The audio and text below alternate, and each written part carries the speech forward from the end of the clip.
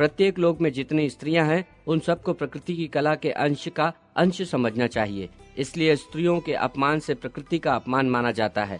जो पति और पुत्र वाली साध्वी ब्रह्मणी की वस्त्र, अलंकार और चंदन से पूजा करता है, उसके द्वारा भगवती प्रकृति की पूजा संपन्न होती है। जिसने ब्राह्मण की अधवर्षा कुमारी का वस्त्र, अलंकार एवं चंदन आदि से अर्चन कर लिया, उसके द्वारा भगवती प्रकृति स्वयं पूजित हो गईं। उत्तम, मध्यम और अधम सभी स्त्रियां भगवती प्रकृति के अंश से उत्पन्न हैं। जो श्रेष्ठ आचरण वाली तथा पतिव्रता स्त्रियां हैं, इन्हें प्रकृति देवी का सात्वांश समझना चाहिए। इनको उत्तम माना जाता है। इन्हें भोग ही प्रिय है। वे राजस अंश से प्रकट स्त्रियां मध्यम श्रेणी की कही गई हैं। वे सुख भोग में आसक्त होकर सदा अपने कार्य में लगी रहती हैं। प्रकृति के तामस अंश से उत्पन्न स्त्रियां अधम कहलाती हैं। उनके कुल का कुछ अता पता नहीं रहता। वे मुख से दुर्वचन बोलने वाली, कुलटा, धूर्त, स्वेच्छारिणी और कलह प्रिया होती हैं। भूमंडल की कुलटाएं, स्वर्ग की अप्सराएं तथा व्याभिचारिणी स्त्रियां प्रकृति का तामस अंश कही गई हैं। नारद, इस प्रकार प्रकृति के संपूर्ण रूप का वर्णन किया गया है। वे सभी देवियां पृथ्वी पर पुण्य क्षेत्र भारत में पूजित हुई हैं। दुर्गा दुर्गति का नाश करती है। राजा सूरथ ने सर्वप्रथम इनकी उपासना की है। इसके पश्चात रावण का वध करने की इच्छा से भगवान श्री राम ने देवी की पूजा की है। तत्पश्चात भगवती जगदम्बा तीनों लोकों में सुपूजित हो गईं। पहले दैत्यों और दानवों का वध करने के लिए ये दक्ष के यहाँ प्रकट हुई थीं, परंतु कुछ काल के पश्चात पिता के यज्ञ में स्वामी का अपमान देखकर इन्होंने अपना शरीर त्याग दिया। फिर ये हिमालय की पत्नी के उदर से उत्पन्न हुई। उस समय इन्होंने भगवान शंकर को पति रूप में प्राप्त किया। गणेश और स्कंद इनके दो पुत्र हुए। गणेश को स्वयं श्री कृष्ण माना जाता है। स्कंद विष्णु की कला से उत्पन्न हुए हैं। नारद, इसके बाद राजा मंगल ने सर्वप्रथम लक्ष्मी जी की आराधना की है। तत्पश्चात तीनों लोकों में देवता, मुनि और मानव इनकी पूजा करने लगे। राजा अश्वपति ने सबसे पहले सावित्री की उपासना की। फिर प्रधान देवता और श्रेष्ठ मुनि भी इनके उपासक बन गए। सबसे पहले ब्रह्मा ने सरस्वती का सम्मान किया। इसके बाद ये देवी तीनों लोकों में देवताओं और मुनियों की पूजनीय हो गईं। सर्वप्रथम गोलोक में रास मंडल के भीतर परमात्मा श्री कृष्ण ने भगवती राधा की पूजा की है। गोपों, गोपियों, गोप कुमारों और कुमारियों के साथ सुशोभित होकर श्री कृष्ण ने राधा का पूजन किया था। उस समय कीर्ति की पूर्णिमा की चांदनी रात थी। गौओं का समुदाय भी उस उत्सव में सम्मिलित था। फिर भगवान की आज्ञा पाकर ब्रह्मा, देवता तथा मुनिगण बड़े हर्ष के साथ भक्ति पूर्वक पुष्प एवं धूप आदि सामग्रियों से निरंतर इनकी पूजा वंदना करने लगे। इस भूमंडल में पहले राधा देवी की पूजा राजा सुयज्ञ ने की है। ये नरेश पुण्य क्षेत्र भारतवर्ष में थे। भगवान शंकर के उपदेश के अनुसार इन्होंने देवी की उपासना की थी। फिर भगवान श्री कृष्ण की आज्ञा पाकर त्रिलोकी में मुनिगण पुष्प एवं धूप आदि उपचारों से भक्ति प्रदर्शित करते हुए इनकी पूजा में सदा तत्पर रहने लगे। जो जो कलाएं प्रकट हुई हैं, उन सब की भारतवर्ष में पूजा होती है। मुने, तभी से प्रत्येक ग्राम और नगर में ग्राम देवियों की पूजा होती है। नारद, इस प्रकार आगमों के अनुसार भगवती प्रकृति का संपूर्ण शुभ चरित्र मैंने तुम्हें सुना दिया। अब और क्या सुनना चाहते हो? पर ब्रह्म श्री कृष्ण और श्री राधा से प्रकट चिन्मय देवी और देवताओं के चरित्र। नारद जी ने कहा, प्रभो, देवियों के संपूर्ण चरित्र को मैंने संक्षेप से सुन लिया। अब सम्यक प्रकार से बोध होने के लिए आप पुनः विस्तार पूर्वक उसका वर्णन कीजिए। सृष्टि के अवसर पर भगवती आद्या देवी कैसे प्रकट हुई? वेद वेताओं में श्रेष्ठ भगवन देवी के पंचविध होने में क्या कारण है? यह रहस्य बताने की कृपा करें। देवी की त्रिगुणमयी कला से संसार में जो जो देवियां प्रकट हुई, उनका चरित्र मैं विस्तार के साथ सुनना चाहता हूँ। सर्वज्ञ प्रभो, उन देवियों के प्राकट्य का प्रसंग, पूजा एवं ध्यान की विधि, स्तोत्र, कवच, ऐश्वर्य तथा मंगलमय शौर्य, इन सब का वर्णन कीजिए। भगवान नारायण बोले, नारद, आत्मा, आकाश, काल, दिशा, गोकुल तथा गोलोक धाम, ये सभी नित्य हैं, कभी इनका अंत नहीं होता। गोलोक धाम का एक भाग जो उससे नीचे है, वैकुंठ धाम है, वह भी नित्य है। ऐसे ही प्रकृति को भी नित्य माना जाता है। यह पर ब्रह्म में लीन रहने वाली उनकी सनातनी शक्ति है।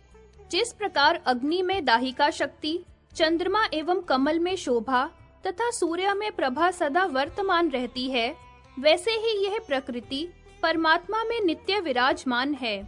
जैसे स्वर्णकार सुवर्ण के अभाव में कुंडल नहीं तैयार कर सकता तथा कुम्हार मिट्टी के बिना घड़ा बनाने में असमर्थ है, ठीक उसी प्रकार परमात्मा को यदि प्रकृति का सहयोग न मिले तो वे सृष्टि नहीं कर सकते। जिसके सहारे श्री हरि सदा शक्तिमान बने रहते हैं, वह प्रकृति देवी ही शक्ति स्वरूपा है।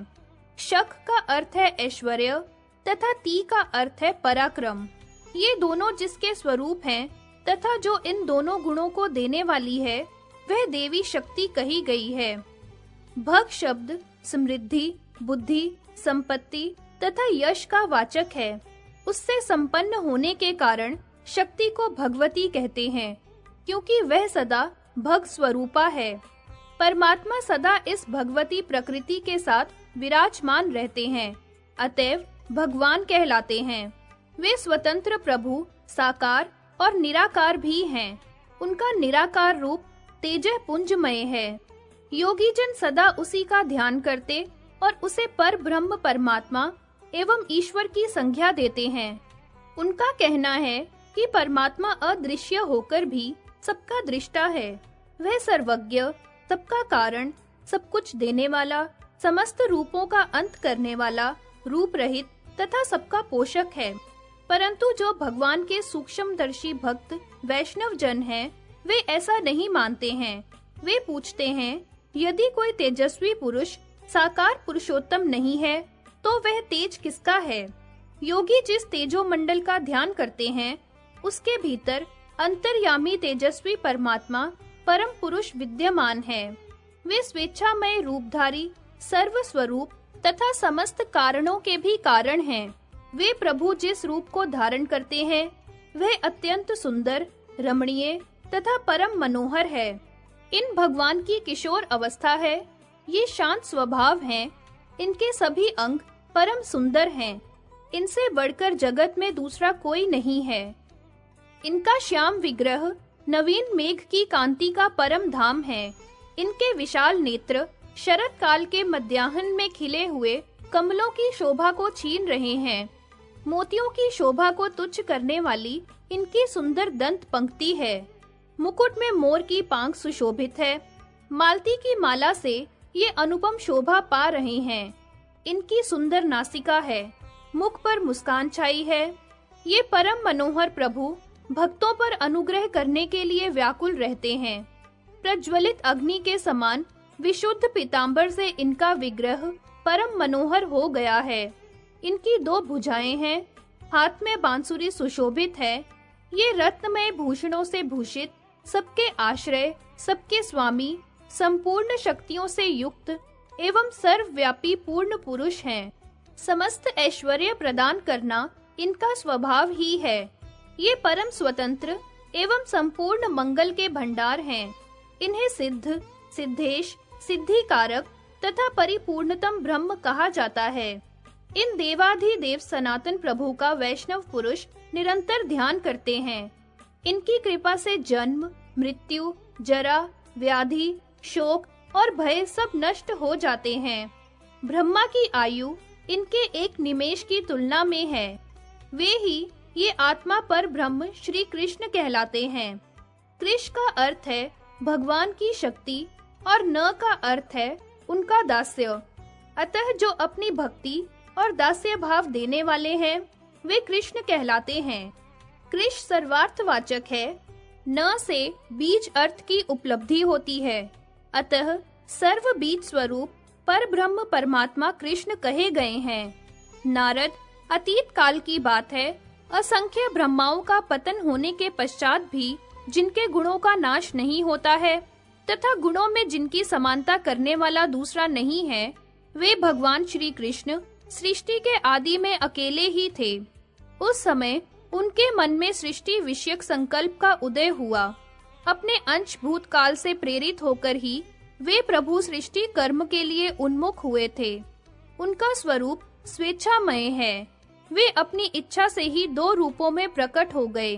उनका वामांश स्त्री रूप में आविर्भूत हुआ और दाहिना भाग पुरुष रूप में। वे सनातन पुरुष उस दिव्य स्वरूपिणी स्त्री को देखने लगे। उसके समस्त अंग बड़े ही सुंदर थे। मनोहर चंपा के समान उसकी कांति थी।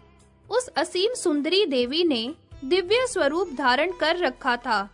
मुस्कुराती हुई वह बंकिम भंगिमाओं से प्रभु की ओर ताक रही थी। उसने विशुद्ध वस्त्र पहन रखे थे। रत्नमय दिव्य आभूषण उसके शरीर की शोभा बढ़ा रहे थे। वह अपने चकोर चक्षुओं के द्वारा श्री कृष्ण के श्री मुख चंद्र का निरंतर हर्ष पूर्वक पान कर रही थी। श्री कृष्ण का मुखमंडल इतना सुंदर था कि उसके सामने करोड़ों चंद्रमा भी नगण्य थे। उस देवी के ललाट के ऊपरी भाग में कस्तूरी की बिंदी थी। नीचे चंदन की छोटी-छोटी बिंदियां थी। साथ ही मध्य ललाट में सिंदूर की बिंदी भी शोभा पा रही थी। प्रियतम के प्रति अनुरक्त चित्त वाली उस देवी के केश घुंघराले थे। मालती के पुष्पों का सुंदर हार उसे सुशोभित कर रहा था।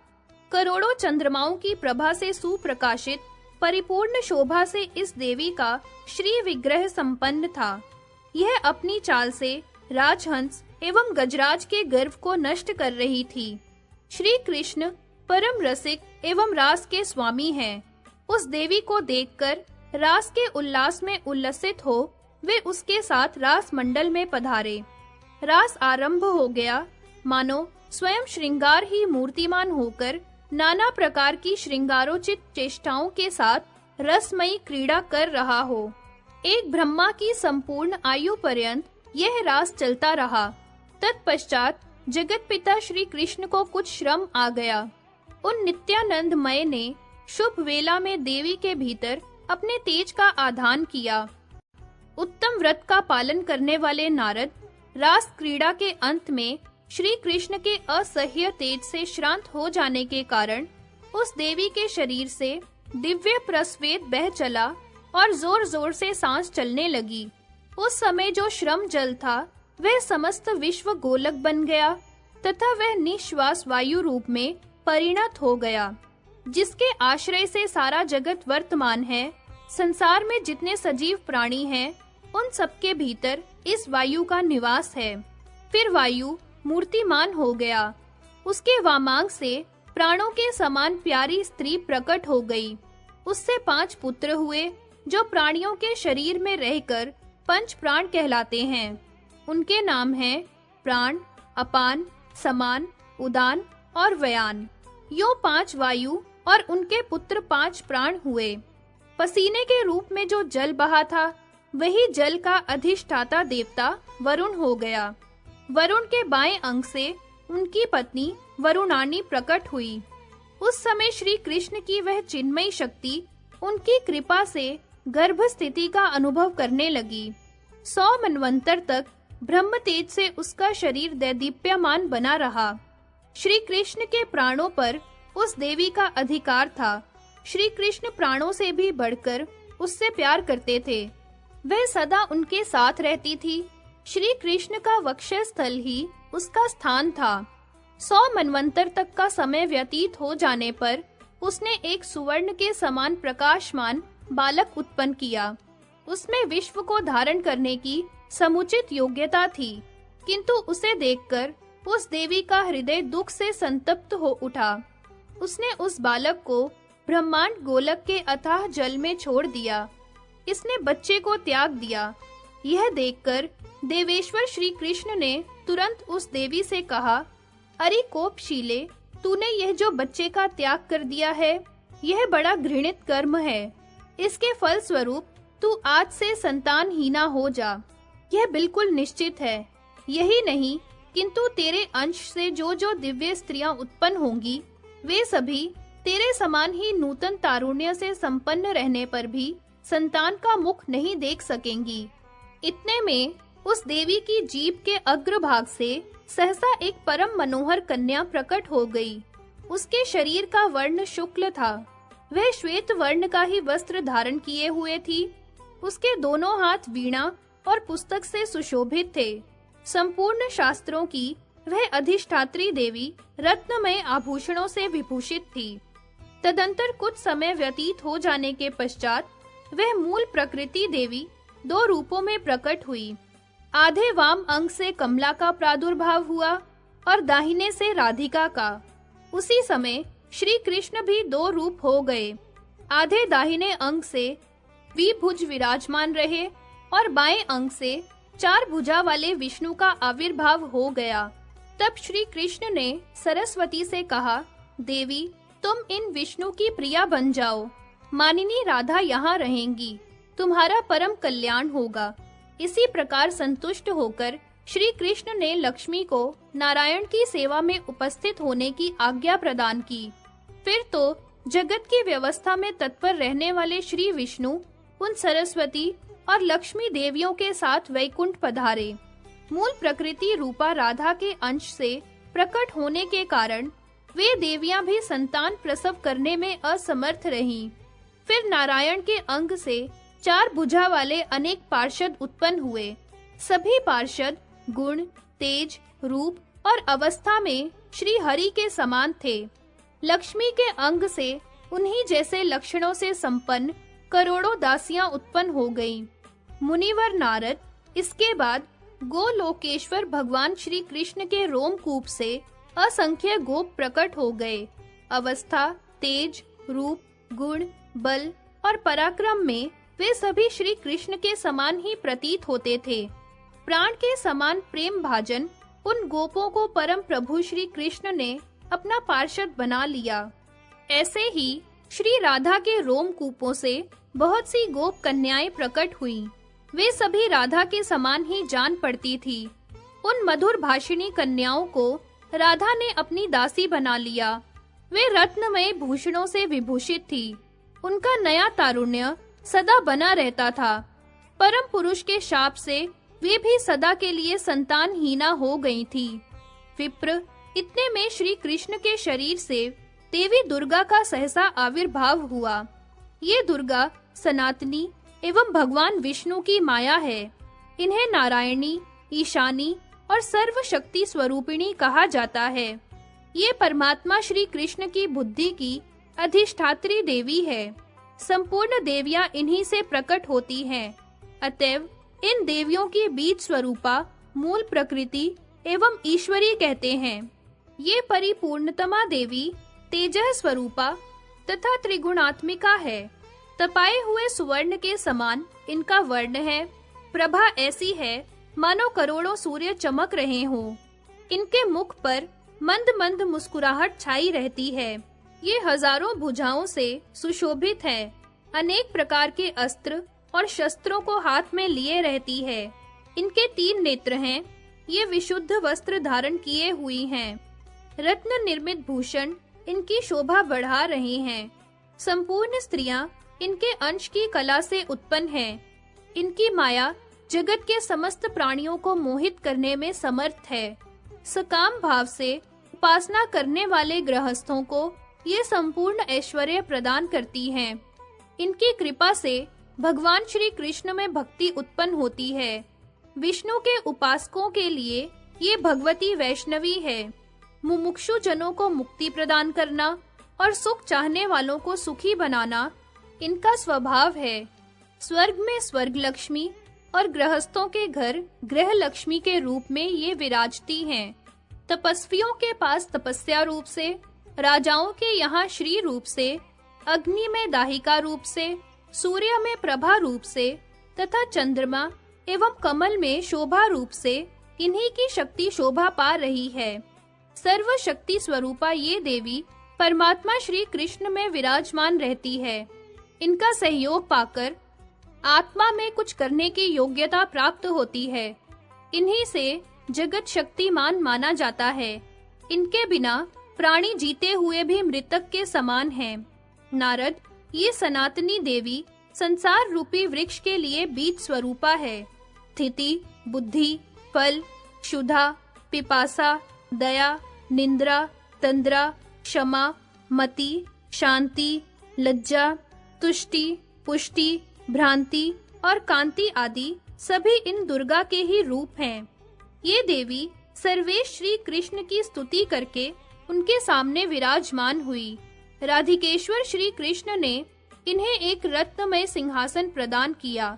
महामुने, इतने में चतुर्मुख ब्रह्मा अपनी शक्ति के साथ वहां पधारे। विष्णु के नाभि कमल से निकलकर उनका पधारना हुआ था। ज्ञानियों में श्रेष्ठ परम तपस्वी श्रीमान ब्रह्मा अपने हाथ में कमंडलू लिए हुए थे। ब्रह्म तेज से उनका शरीर दैदीप्यमान हो रहा था। अपने चारों मुखों से वे भगवान श्री कृष्ण की स्तुति करने लगे। उस समय सैकड़ों चंद्रमाओं के समान प्रभावशाली उनकी परम सुंदर शक्ति, अग्निशुद्ध वस्त्र एवं रत्न निर्मित भूषणों से अलंकृत होकर सर्व कारण श्री कृष्ण की स्तुति करके पति देव के साथ श्री कृष्ण के सामने रत्नमय सिंहासन पर प्रसन्नता पूर्वक बैठ गईं। इसी समय भगवान श्री कृष्ण के दो रूप हो गए। उनका आधा बायां अंग महादेव के रूप में परिणत हो गया। दक्षिण अंग से गोपीपति श्री कृष्ण रह गए। महादेव की कांति ऐसी थी मानो शुद्ध स्फटिक मणि हो। 1 अरब सूर्य के समान वे चमक रहे थे। भुजाएं पट्टिश और त्रिशूल से सुशोभित थी। वे बागंबर पहने हुए थे। तपाए हुए सुवर्ण के सदृश उनके वर्ण की आभा थी। सिर पर जटाओं का भार छवि बढ़ा रहा था। वे शरीर में भस्म लगाए हुए थे। मस्तक पर चंद्रमा की शोभा हो रही थी। मुखमंडल मुस्कान से भरा था। नीले कंठ से शोभा पाने वाले वे शंकर दिगंबर वेश में थे।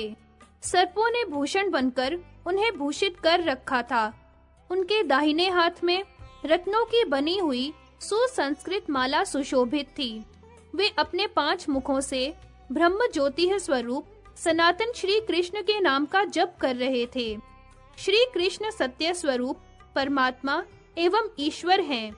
ये कारणों के कारण संपूर्ण मंगलों के मंगल, जन्म, मृत्यु, जरा, व्याधि, शोक और भय को हरने वाले और मृत्यु के भी मृत्यु हैं। मृत्यु की मृत्यु श्री कृष्ण की स्तुति करके वे मृत्युंजय नाम से विख्यात हो गए। फिर महाभाग शंकर सामने रखे हुए रत्नमय सुरम्य सिंहासन पर विराज गए। परिपूर्णतम श्री कृष्ण और चिन्मयी श्री राधा से प्रकट विराट स्वरूप बालक का वर्णन। भगवान नारायण कहते हैं, नारद, तदंतर वह बालक जो केवल अंडाकार था, ब्रह्मा की आयु पर्यंत ब्रह्मांड गोलक के जल में रहा। फिर समय पूरा हो जाने पर वह सहसा 2 रूपों में प्रकट हो गया। एक अंडाकार ही रहा और एक शिशु के रूप में परिणत हो गया। उस शिशु की ऐसी कांति थी मानो 100 करोड़ सूर्य एक साथ प्रकाशित हो रहे हों। माता का दूध न मिलने के कारण भूख से पीड़ित होकर वह कुछ समय तक रोता रहा। माता पिता उसे त्याग चुके थे। वह निराश्रय होकर जल के अंदर समय व्यतीत कर रहा था। जो असंख्य ब्रह्मांड का स्वामी है, उसी ने अनाथ की भांति आश्रय पाने की इच्छा से ऊपर की ओर दृष्टि दौड़ाई। उसकी आकृति स्थूल से भी स्थूल थी, अतएव उसका नाम महाविराट पड़ा। जैसे परमाणु अत्यंत सूक्ष्मतम होता है, वैसे ही वह अत्यंत स्थूलतम था। वह बालक तेज में परमात्मा श्री कृष्ण के 16वें अंश की बराबरी कर रहा था। परमात्मा स्वरूप प्रकृति संज्ञक राधा से उत्पन्न यह महान विराट बालक संपूर्ण विश्व का आधार है। यही महाविष्णु कहलाता है। इसके प्रत्येक रोमकूप में जितने विश्व हैं, उन सबकी संख्या का पता लगाना श्री कृष्ण के लिए भी असंभव है। वे भी उन्हें स्पष्ट नहीं बता सकते। जैसे जगत के रजह कण को कभी नहीं गिना जा सकता, उसी प्रकार इस शिशु के शरीर में कितने ब्रह्मा और विष्णु आदि हैं, यह नहीं बताया जा सकता। प्रत्येक ब्रह्मांड में ब्रह्मा, विष्णु और शिव विद्यमान हैं। पाताल से लेकर ब्रह्मलोक तक अनगिनत ब्रह्मांड बताए गए हैं। अतः उनकी संख्या कैसे निश्चित की जा सकती है। ऊपर वैकुंठ लोक है, यह ब्रह्मांड से बाहर है। इसके ऊपर 50 करोड़ योजन के विस्तार में गोलोक धाम है। श्री कृष्ण के समान ही यह लोक भी नित्य और चिन्मय सत्य स्वरूप है। पृथ्वी 7 द्वीपों से सुशोभित है। 7 समुद्र इसकी शोभा बढ़ा रहे हैं। 49 छोटे-छोटे द्वीप हैं। पर्वतों और वनों की तो कोई संख्या ही नहीं है। सबसे ऊपर 7 स्वर्गलोक हैं, ब्रह्मलोक भी इन्हीं में सम्मिलित है। नीचे 7 पाताल है। यही ब्रह्मांड का परिचय है। पृथ्वी से ऊपर भूलोक, उससे परे भूवरलोक, भूवरलोक से परे स्वरलोक, उससे परे जनलोक, जनलोक से परे तपोलोक, तपोलोक से परे सत्यलोक और सत्यलोक से परे ब्रह्मलोक है। ब्रह्मलोक ऐसा प्रकाशमान है मानो तपाया हुआ सोना चमक रहा हो। ये सभी कृत्रिम है, कुछ तो ब्रह्मांड के भीतर है और कुछ बाहर। नारद, ब्रह्मांड के नष्ट होने पर ये सभी नष्ट हो जाते हैं, क्योंकि पानी के बुलबुले की भांति यह सारा जगत अनित्य है। गोलोक और वैकुंठ लोक को नित्य, अविनाशी एवं अकृत्रिम कहा गया है। उस विराट में बालक के प्रत्येक रोम में असंख्य ब्रह्मांड निश्चित रूप से विराजमान है। एक-एक ब्रह्मांड में अलग-अलग ब्रह्मा, विष्णु और शिव हैं। बेटा नारद, देवताओं की संख्या 3 करोड़ है। ये सर्वत्र व्याप्त हैं। दिशाओं के स्वामी, दिशाओं की रक्षा करने वाले तथा ग्रह एवं नक्षत्र सभी इसमें सम्मिलित हैं। भूमंडल पर 4 प्रकार के वर्ण हैं। नीचे नागलोक है। चर और अचर सभी प्रकार के प्राणी उस पर निवास करते हैं। नारद, तदंतर वह विराट स्वरूप बालक बार-बार ऊपर दृष्टि दौड़ाने लगा। वह गोलाकार पिंड बिल्कुल खाली था। दूसरी कोई भी वस्तु वहां नहीं थी। उसके मन में चिंता उत्पन्न हो गई। भूख से आतुर होकर वह बालक बार-बार रुदन करने लगा। फिर जब उसे ज्ञान हुआ, तब उसने परम पुरुष श्री कृष्ण का ध्यान किया। तब वहीं उसे सनातन ब्रह्म ज्योति के दर्शन प्राप्त हुए। वे ज्योतिर्मय श्री कृष्ण नवीन मेघ के समान श्याम थे। उनकी 2 भुजाएं थी। उन्होंने पीतांबर पहन रखा था। उनके हाथ में मुरली शोभा पा रही थी। मुखमंडल मुस्कान से भरा था। भक्तों पर अनुग्रह करने के लिए वे कुछ व्यस्त से जान पड़ते थे। पिता परमेश्वर को देखकर वह बालक संतुष्ट होकर हंस पड़ा। फिर तो वर के अधिदेवता श्री कृष्ण ने समय अनुसार उसे वर दिया। कहा, बेटा तुम मेरे समान ज्ञानी बन जाओ। भूख और प्यास तुम्हारे पास न आ सके। प्रलय पर्यंत यह असंख्य ब्रह्मांड तुम पर अवलंबित रहें। तुम निष्कामी, निर्भय और सबके लिए वरदाता बन जाओ। जरा, मृत्यु, रोग और शोक आदि तुम्हें कष्ट न पहुंचा सके। यूं कहकर भगवान श्री कृष्ण ने उस बालक के कान में 3 बार षडक्षर महामंत्र का उच्चारण किया। यह उत्तम मंत्र वेद का प्रधान अंग है। आदि में ओम का स्थान है। बीच में चतुर्थी विभक्ति के साथ कृष्ण, ये 2 अक्षर हैं। अंत में अग्नि की पत्नी स्वाहा सम्मिलित हो जाती है। इस प्रकार ओम कृष्णाय स्वाहा यह मंत्र का स्वरूप है। इस मंत्र का जप करने से संपूर्ण विघ्न टल जाते हैं। ब्रह्मपुत्र नारद, मंत्रोपदेश के पश्चात परम प्रभु श्री कृष्ण ने उस बालक के भोजन की जो व्यवस्था की, वह तुम्हें बताता हूँ, सुनो। प्रत्येक विश्व में वैष्णव जन जो कुछ भी नैवेद्य भगवान को अर्पण करते हैं, उसमें से 16वां भाग विष्णु को मिलता है और 15 भाग इस बालक के लिए निश्चित है, क्योंकि यह बालक स्वयं परिपूर्णतम श्री कृष्ण का विराट रूप है। विप्रवर, सर्वव्यापी श्री कृष्ण ने उस उत्तम मंत्र का ज्ञान प्राप्त कराने के पश्चात उन्हें उस विराटमय बालक से कहा, पुत्र, तुम्हें इसके सिवा दूसरा कौन सा वर अभीष्ट है, वह भी मुझे बताओ। मैं देने के लिए सहर्ष तैयार हूँ। उस समय विराट व्यापक प्रभु ही बालक रूप से विराजमान था। भगवान श्री कृष्ण की बात सुनकर उसने उनसे समयोचित बात कही। बालक ने कहा, आपके चरण कमलों में मेरी अविचल भक्ति हो, मैं यही वर चाहता हूँ। मेरी आयु चाहे 1 क्षण की हो अथवा दीर्घ काल की, परंतु मैं जब तक जीऊं तब तक आप में मेरी अटल श्रद्धा बनी रहे।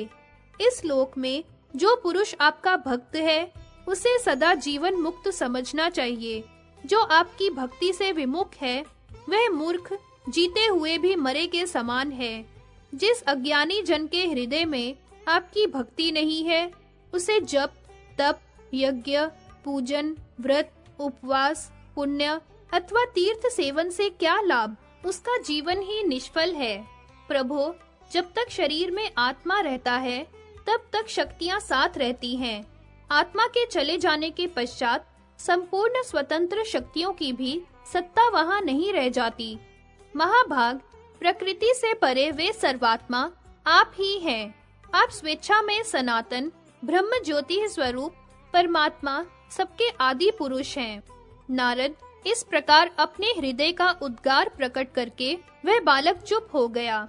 तब भगवान श्री कृष्ण कानों को सुहावनी लगने वाली मधुर वाणी में उसका उत्तर देने लगे। भगवान श्री कृष्ण ने कहा, वत्स, मेरी ही भांति तुम भी बहुत समय तक अत्यंत स्थिर होकर विराजमान रहो। असंख्य ब्रह्माओं के जीवन समाप्त हो जाने पर भी तुम्हारा नाश नहीं होगा। प्रत्येक ब्रह्मांड में अपने क्षुद्र अंश से तुम विराजमान रहोगे। तुम्हारे नाभि कमल से विश्व सृष्टा ब्रह्मा प्रकट होंगे। ब्रह्मा के ललाट से 11 रुद्रों का आविर्भाव होगा। शिव के अंश से वे रुद्र सृष्टि के संहार की व्यवस्था करेंगे। उन 11 रुद्रों में कालग्नि नाम से जो प्रसिद्ध है, वे ही रुद्र विश्व के संहारक होंगे। विष्णु विश्व की रक्षा करने के लिए तुम्हारे क्षुद्र अंश से प्रकट होंगे। मेरे वर के प्रभाव से तुम्हारे हृदय में सदा मेरी भक्ति बनी रहेगी। तुम मेरे परम सुंदर स्वरूप को ध्यान के द्वारा निरंतर देख सकोगे, यह निश्चित है। तुम्हारी कमनीय माता मेरे वक्षस्थल पर विराजमान रहेगी। उसकी भी झांकी तुम प्राप्त कर सकोगे। वत्स, अब मैं अपने गोलोक में जाता हूँ, तुम यहीं ठहरो। इस प्रकार उस बालक से कहकर भगवान श्री कृष्ण अंतर्धान हो गए और तत्काल वहां पहुंचकर उन्होंने सृष्टि की व्यवस्था करने वाले ब्रह्मा को तथा संहार कार्य में कुशल रुद्र को आज्ञा दी। भगवान श्री कृष्ण ने कहा, वत्स, सृष्टि रचने के लिए जाओ। विधे, मेरी बात सुनो। महाविराट के एक रोमकूप में स्थित शूद्र विराट पुरुष के नाभि कमल से प्रकट हो। फिर रुद्र को संकेत करके कहा, वत्स महादेव, जाओ। महाभाग, अपने अंश से ब्रह्मा के ललाट से प्रकट हो जाओ और स्वयं भी दीर्घ काल तक तपस्या करो। नारद, जगतपति भगवान श्री कृष्ण यों कहकर चुप हो गए। तब ब्रह्मा और कल्याणकारी शिव दोनों महानुभाव उन्हें प्रणाम करके विदा हो गए। महाविराट पुरुष के रोमकूप में जो ब्रह्मांड गोलक का जल है, उसमें वे महाविराट पुरुष अपने अंश से शूद्र विराट पुरुष हो गए, जो इस समय भी विद्यमान है। इनकी सदा युवा अवस्था रहती है। इनका श्याम रंग का विग्रह है। ये पीतांबर पहनते हैं, जल रूपी शैया पर सोए रहते हैं। इनका मुखमंडल मुस्कान से सुशोभित है। इन प्रसन्न मुख विश्वव्यापी प्रभु को जनार्दन कहा जाता है।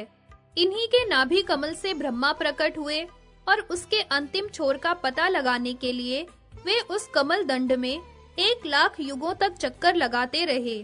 नारद, इतना प्रयास करने पर भी वे पद्म जन्मा ब्रह्मा पद्मनाभ की नाभि से उत्पन्न हुए कमल दंड के अंत तक जाने में सफल न हो सके। तब उनके मन में चिंता घिर आई। वे पुनः अपने स्थान पर आकर भगवान श्री कृष्ण के चरण कमल का ध्यान करने लगे। उस स्थिति में उन्हें दिव्य दृष्टि के द्वारा शूद्र विराट पुरुष के दर्शन प्राप्त हुए। ब्रह्मांड गोलक के भीतर जलमय शैया पर वे पुरुष शयन कर रहे थे। फिर जिनके रोमकूप में वह ब्रह्मांड था, उन महाविराट पुरुष के तथा उनके भी परम प्रभु भगवान श्री कृष्ण के भी दर्शन हुए। साथ ही गोपों और गोपियों से सुशोभित गोलोक धाम का भी दर्शन हुआ।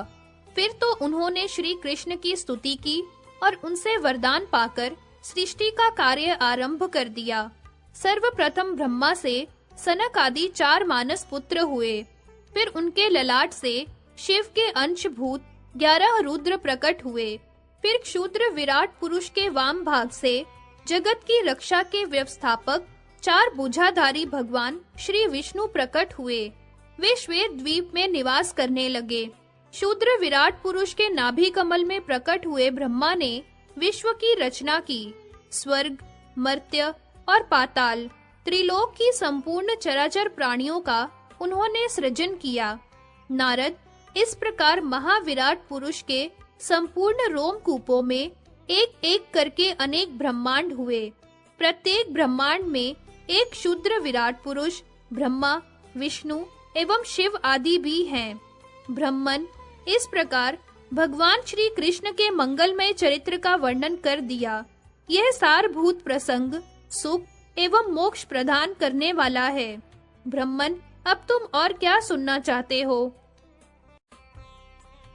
सरस्वती की पूजा का विधान तथा कवच।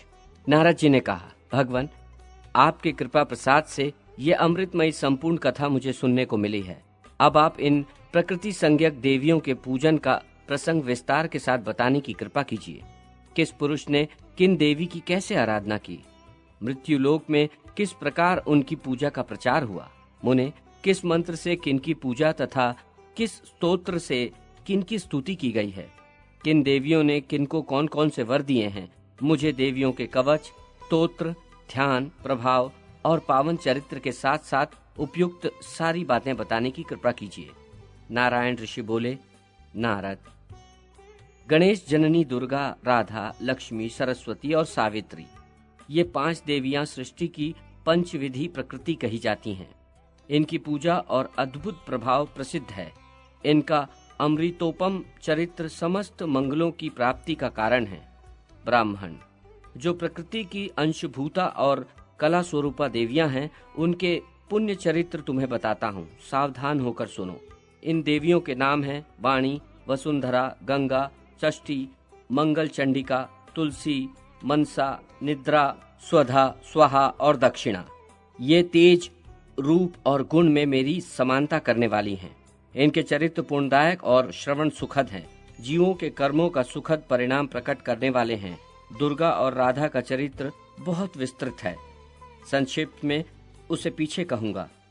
इस समय क्रमशः सुनो मुनिवर। सर्वप्रथम भगवान श्री कृष्ण ने सरस्वती की पूजा की है, जिनके प्रसाद से मूर्ख भी पंडित बन जाता है। इन काम स्वरूपिणी देवी ने कृष्ण को पाने की इच्छा प्रकट की थी। ये सरस्वती सबकी माता कही जाती है।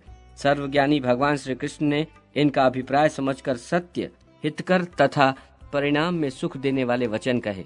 भगवान श्री कृष्ण बोले, साध्वी, तुम नारायण की सेवा स्वीकार करो। वे मेरे ही अंश हैं। उनकी 4 भुजाएं हैं। उन परम सुंदर तरुण पुरुष में मेरे ही समान सभी सद्गुण विद्यमान हैं। करोड़ों कामदेवों के समान उनकी सुंदरता है। वे कामनियों की कामना पूर्ण करने में समर्थ हैं। मैं उनका स्वामी हूँ। सभी मेरा अनुशासन मानते हैं, किंतु राधा की इच्छा का प्रतिबंधक मैं नहीं हो सकता, कारण वे तेज, रूप और गुण सब में मेरे समान हैं। सबको प्राण अत्यंत प्रिय हैं। फिर मैं अपने प्राणों की अधिष्ठात्री देवी इन राधा का त्याग करने में कैसे समर्थ हो सकता हूँ। भद्रे, तुम वैकुंठ पधारो, तुम्हारे लिए वहीं रहना हितकर होगा। सर्वसमर्थ विष्णु को अपना स्वामी बनाकर दीर्घ काल तक आनंद का अनुभव करो। तेज, रूप और गुण में तुम्हारे ही समान उनकी एक पत्नी लक्ष्मी भी वहाँ है। लक्ष्मी में काम, क्रोध, मोह, मान, लोभ और हिंसा ये नाम मात्र भी नहीं है। उनके साथ तुम्हारा समय सदा प्रेम पूर्वक सुख से व्यतीत होगा। विष्णु तुम दोनों का समान रूप से सम्मान करेंगे। सुंदरी, प्रत्येक ब्रह्मांड में माघ शुक्ल पंचमी के दिन विद्यारंभ के शुभ अवसर पर बड़े गौरव के साथ तुम्हारी विशाल पूजा होगी। मेरे वर के प्रभाव से आज से लेकर प्रलय पर्यंत प्रत्येक कल्प में मनुष्य, मनुगुण, देवता, मोक्षकामी, प्रसिद्ध मुनिगण, वसु, योगी, सिद्ध, नाग, गंधर्व और राक्षस सभी बड़ी भक्ति के साथ 16 प्रकार के उपचारों के द्वारा तुम्हारी पूजा करेंगे। उन संयमशील जितेंद्रिय पुरुष के द्वारा कण्व शाखा में कही हुई विधि के अनुसार तुम्हारा ध्यान और पूजन होगा। वे कलश अथवा पुस्तक में तुम्हें आवाहित करेंगे। तुम्हारे कवच को भोजपत्र पर लिखकर उसे सोने की डिब्बी में रख गंध एवं चंदन आदि से सुपूजित करके लोग अपने गले में अथवा दाहिनी भुजा में धारण करेंगे। पूजा के पवित्र अवसर पर विद्वान पुरुषों द्वारा तुम्हारा सम्यक प्रकार से स्तुति और पाठ होगा। इस प्रकार कहकर सर्व पूजित भगवान श्री कृष्ण ने देवी सरस्वती की पूजा की। तत्पश्चात ब्रह्मा, विष्णु, शिव, अनंत, धर्म, मुनीश्वर, सनकगण, देवता, मुनि, राजा और मनुगण, इन सब ने भगवती सरस्वती की आराधना की। तब से ये सरस्वती संपूर्ण प्राणियों द्वारा सदा पूजित होने लगी। नारद जी बोले, वेद वेदताओं में श्रेष्ठ प्रभु, आप भगवती सरस्वती की पूजा का विधान, स्वतंत्र ध्यान, अभिष्ट कवच, पूजनोपयोगी नैवेद्य, फूल तथा चंदन आदि का परिचय देने की कृपा कीजिए। इसे सुनने के लिए मेरे हृदय में बड़ा कौतूहल हो रहा है। भगवान नारायण ने कहा, नारद सुनो, कण्व शाखा में कही हुई पद्धति बतलाता हूँ। इसमें जगन माता सरस्वती के पूजन की विधि वर्णित है। माघ शुक्ल पंचमी विद्या आरंभ की मुख्य तिथि है। उस दिन पूर्वाह काल में ही प्रतिज्ञा करके संयमशील एवं पवित्र हो स्नान और नित्य क्रिया के पश्चात भक्ति पूर्वक कलश स्थापन करें। फिर नैवेद्य आदि से नामांकित 6 देवताओं का पूजन करें। पहले गणेश का, फिर सूर्य, अग्नि, विष्णु, शिव और पार्वती का पूजन करने के पश्चात इष्ट देवता सरस्वती का पूजन करना उचित है। फिर ध्यान करके देवी का आवाहन करें। तदनंतर व्रती रहकर षोडशोपचार भगवती की पूजा करें। सौम्य पूजा के लिए जो जो उपयोगी नैवेद्य वेद में कथित हैं उन्हें बताता हूँ।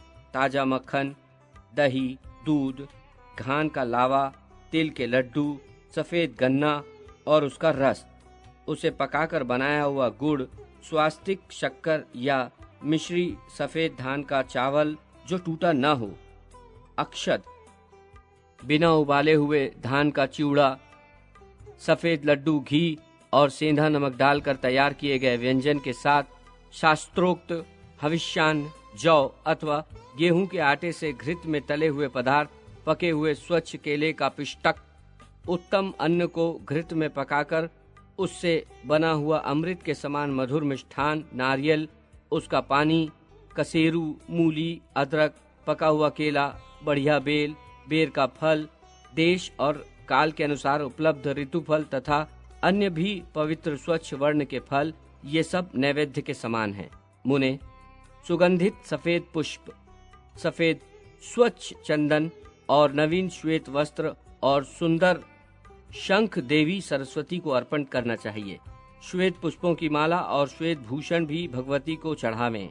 महाभाग सुने, भगवती सरस्वती का श्रेष्ठ ध्यान परम सुखदायी है तथा भ्रम का उच्छेद करने वाला है। वो ध्यान ये है, सरस्वती का श्री विग्रह शुक्ल वर्ण है।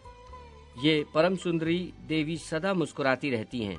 इनके परिपुष्ट विग्रह के सामने करोड़ों चंद्रमा की प्रभा भी तुच्छ है। वे विशुद्ध चिन्मय वस्त्र पहने हैं। इनके एक हाथ में वीणा है और दूसरे में पुस्तक। सर्वोत्तम रत्नों से बने हुए आभूषण इन्हें सुशोभित कर रहे हैं। ब्रह्मा, विष्णु और शिव प्रभृति प्रधान देवताओं तथा सुरगणों से ये सुपूजित हैं। श्रेष्ठ मुनि, मनु तथा मानव इनके चरणों में मस्तक झुकाते हैं। ऐसी भगवती सरस्वती को मैं भक्ति पूर्वक प्रणाम करता हूँ। इस प्रकार ध्यान करके विद्वान पुरुष पूजन के समग्र पदार्थ मूल मंत्र से विधिवत सरस्वती को अर्पण कर दें। फिर कवच का पाठ करने के पश्चात दंड की भांति भूमि पर पड़कर देवी को साष्टांग प्रणाम करें। मुने, जो पुरुष भगवती सरस्वती को अपनी इष्ट देवी मानते हैं उनके लिए ये नित्य क्रिया है। बालकों के विद्यारंभ के अवसर पर वर्ष के अंत में माघ शुक्ला पंचमी के दिन सभी को इन सरस्वती देवी की पूजा करनी चाहिए। ओम ह्रीं सरस्वते स्वाहा, ये वैदिक अष्टाक्षर मूल मंत्र परम श्रेष्ठ एवं सबके लिए उपयोगी हैं, अथवा जिनको जिस मंत्र के द्वारा उपदेश प्राप्त हुआ है उनके लिए वही मूल मंत्र है। सरस्वती इस शब्द के साथ चतुर्थी विभक्ति जोड़कर अंत में स्वाहा शब्द लगा देना चाहिए। इसके आदि में लक्ष्मी का बीज श्री और माया बीज ह्रीं लगावें। ये श्रीं ह्रीं सरस्वत्वे स्वाहा मंत्र साधक के लिए कल्प वृक्ष रूप है। प्राचीन काल में कृपा के समुद्र भगवान नारायण ने वाल्मीकि मुनि को इसी का उपदेश दिया था। भारतवर्ष में गंगा के पावन तट पर यह कार्य संपन्न हुआ था। फिर सूर्य ग्रहण के अवसर पर पुष्कर क्षेत्र में भृगु जी ने शुक्र को इसका उपदेश दिया था। मरीचि नंदन कश्यप ने चंद्र ग्रहण के समय प्रसन्न होकर बृहस्पति को इसे बताया था। बद्री आश्रम में परम प्रसन्न ब्रह्मा ने भृगु को इसका उपदेश दिया था। जरत्कारु मुनि क्षीर सागर के पास विराजमान थे। उन्होंने आस्तिक को यह मंत्र पढ़ाया। बुद्धिमान श्रष्य श्रृंग ने मेरु पर्वत पर विभांडक मुनि से इसकी शिक्षा प्राप्त की थी। शिव ने आनंद में आकर गौतम तथा कणाद मुनि को इसका उपदेश दिया था। याज्ञवल्क्य और कात्यायन ने सूर्य की दया से इसे पाया था। महाभाग शेष पाताल में बलि के सभा भवन पर विराजमान थे। वहीं उन्होंने पाणिनि, बुद्धिमान, भारद्वाज और शाकटायन को इसका अभ्यास कराया था। 4 लाख जप करने पर मनुष्य के लिए ये मंत्र सिद्ध हो जाता है। इस मंत्र के सिद्ध हो जाने पर अवश्य ही मनुष्य में बृहस्पति के समान योग्यता प्राप्त हो सकती है। विपेंद्र, सरस्वती का कवच विश्व पर विजय प्राप्त कराने वाला है। जगत सृष्टा ब्रह्मा ने गंधमादन पर्वत पर भृगु के आग्रह से इसे इन्हें बताया था। वही मैं तुमसे कहता हूँ, सुनो। भृगु ने कहा, ब्राह्मण, आप ब्रह्म ज्ञानी जनों में प्रमुख, पूर्ण ब्रह्म ज्ञान संपन्न, सर्वज्ञ, सबके पिता, सबके स्वामी एवं सबके परम आराध्य हैं। प्रभु, आप मुझे सरस्वती का विश्वजय नामक कवच बताने की कृपा करें।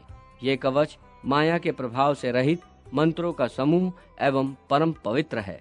ब्रह्मा जी बोले, वत्स, मैं संपूर्ण कामना पूर्ण करने वाला कवच कहता हूँ, सुनो। ये श्रुतियों का सार, कान के लिए सुखप्रद, वेदों में प्रतिपादित एवं उनसे अनुमोदित है। राशेश्वर भगवान श्री कृष्ण गोलोक में विराजमान थे। वहीं वृंदावन में रास मंडल था। रास के अवसर पर उन प्रभु ने मुझे ये कवच सुनाया था। कल्प वृक्ष की तुलना करने वाला ये परम गोपनीय है। जिन्हें किसी ने नहीं सुना है, वे अद्भुत मंत्र इसमें सम्मिलित हैं। इसे धारण करने के प्रभाव से ही भगवान शुक्राचार्य संपूर्ण दैत्यों के पूज्य बन सके। ब्राह्मण, बृहस्पति में इतनी बुद्धि का समावेश इस कवच की महिमा से ही हुआ है। वाल्मीकि मुनि सदा इसका पाठ और सरस्वती का ध्यान करते थे, अतः उन्हें कविंद्र कहलाने का सौभाग्य प्राप्त हो गया। ये भाषण करने में परम चतुर हो गए। इसे धारण करके स्वयंभू मनु ने सबसे पूजा प्राप्त की। कणाद, गौतम, कण्व, पाणिनि, शाकटायन, दक्ष और कात्यायन इस कवच को धारण करके ही ग्रंथों की रचना में सफल हुए। इसे धारण करके स्वयं कृष्ण द्वैपायन व्यासदेव ने वेदों का विभाग कर खेल ही खेल में अखिल पुराणों का प्रणयन किया। शातातप, संवर्त, वशिष्ठ, पराशर, याज्ञवल्क्य, ऋषिशृंग, भारद्वाज, आस्तिक, देवल, जैनिष्यव्य और जाबाली ने इस कवच को धारण करके सब में पूजित हो ग्रंथों की रचना की थी। विपेंद्र, इस कवच के ऋषि प्रजापति हैं। स्वयं बृहति छंद है। माता शारदा अधिष्ठात्री देवी हैं। अखिल तत्व परिज्ञान पूर्वक संपूर्ण अर्थ के साधन तथा समस्त कविताओं के प्रणयन एवं विवेचन में इनका प्रयोग किया जाता है। ओम श्रीम स्वरूपिणी भगवती सरस्वती के लिए श्रद्धा की आहुति दी जाती है। वे सब ओर से मेरे सिर की रक्षा करें। ओम श्रीम वाग्य देवता के लिए श्रद्धा की आहुति दी जाती है। वे सदा मेरे ललाट की रक्षा करें। ओम ह्रीम भगवती सरस्वती के लिए श्रद्धा की आहुति दी जाती है। वे निरंतर कानों की रक्षा करें। ओम ह्रीम श्रीम भारती के लिए श्रद्धा की आहुति दी जाती है। वे सदा दोनों नेत्रों की रक्षा करें। एम ह्रीम स्वरूपिणी वाग्यवादिनी के लिए श्रद्धा की आहुति दी जाती है। वे सब ओर से मेरी नासिका की रक्षा करें। ओम ह्रीम विद्या की अधिष्ठात्री देवी के लिए श्रद्धा की आहुति दी जाती है। वे होंठ की रक्षा करें। ओम श्रीम ह्रीम भगवती ब्राह्मी के लिए श्रद्धा की आहुति दी जाती है। वे दंत पंतकी की निरंतर रक्षा करें। एम ये देवी सरस्वती का एकाक्षर मंत्र मेरे कंठ की सदा रक्षा करे। ओम श्रीम हीम मेरे गले की तथा श्रीम मेरे कंधों की सदा रक्षा करे। ओम श्रीम विद्या की अधिष्ठात्री देवी के लिए श्रद्धा की आहुति दी जाती है। वे सदा वक्षस्थल की रक्षा करे। ओम ह्रीम विद्या स्वरूपा देवी के लिए श्रद्धा की आहुति दी जाती है। वे मेरी नाभि की रक्षा करे। ओम ह्रीम क्लीम स्वरूपिणी देवी वाणी के लिए श्रद्धा की आहुति दी जाती है। वे सदा मेरे हाथों की रक्षा करे। ओम स्वरूपिणी भगवती सर्व वर्णात्मिका के लिए श्रद्धा की आहुति दी जाती है। वे दोनों पैरों को सुरक्षित रखे। ओम वाग की अधिष्ठात्री देवी के लिए श्रद्धा की आहुति दी जाती है। वे मेरे सर्वस्व की रक्षा करे। सबके कंठ में निवास करने वाली ओम स्वरूपा देवी के लिए श्रद्धा की आहुति दी जाती है। वे पूर्व दिशा में सदा मेरी रक्षा करे। जीभ के अग्रभाग पर विराजने वाली ओम हीम स्वरूपिणी देवी के लिए श्रद्धा की आहुति दी जाती है। वे अग्निकोण में रक्षा करे।